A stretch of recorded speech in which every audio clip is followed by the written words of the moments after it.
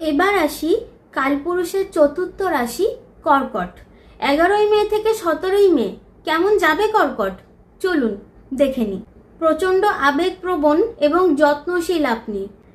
এই সপ্তাহে কাজের জন্য একটু দৌড়ঝাঁপ বাড়বে আপনার। যারা অংশীদারি বিজনেস করছেন তাদের জন্য বিশেষ লাভের যোগ। যারা বিবাহিত আছেন তাদের স্ত্রীর মাধ্যমে কর্মক্ষেত্রে উন্নতির যোগ। যারা অলরেডি চাকরি করছেন তাদের পদোন্নতির সুযোগ রয়েছে।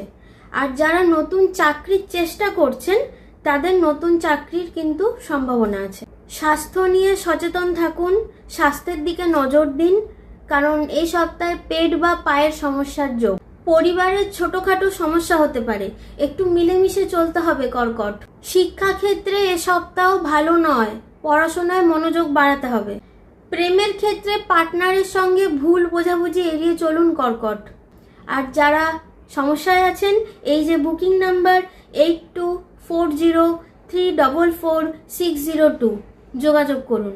আমার চেম্বার কলকাতা। দেখা হচ্ছে পরের ভিডিওতে।